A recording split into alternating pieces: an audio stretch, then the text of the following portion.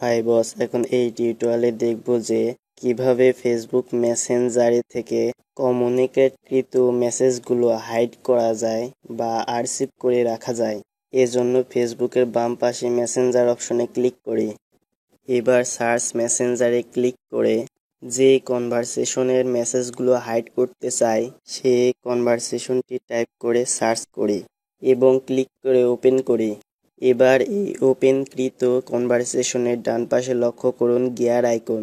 এই গিয়ার আইকনে ক্লিক করে এবং এই ওপেনকৃত লিস্ট থেকে আর্চিভ অপশনে ক্লিক করে তাহলে এই কনভারসেশনের মেসেজগুলো হাইড হবে।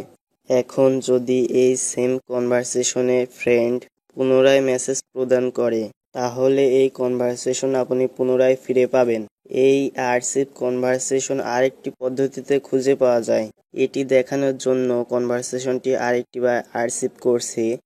এবার সার্চ মেসেঞ্জারে ক্লিক করে কনভারসেশন নেমটি টাইপ করে সার্চ করে ওপেন করি, তাহলে আর্চিভ কনভারসেশন ওপেন হবে। তো বস, এভাবে কোনো কনভারসেশনের মেসেজ আর্চিভ করা যায়, আবার আর্চিভ কনভারসেশন ওপেন করা যায়। বস, চ্যানেলটি সাবস্ক্রাইব করুন। চ্যানেলটি সাবস্ক্রাইব করার মাধ্যমে আমার চ্যানেলের প্রতিনিয়ত আপলোড টিউটোরিয়াল আপনি পেয়ে থাকবেন। বস, ভিডিওটি সম্পর্কে লাইক, কমেন্ট এবং শেয়ার করুন। বস, চ্যানেলটি সাবস্ক্রাইব করতে যেন ভুলবেন না।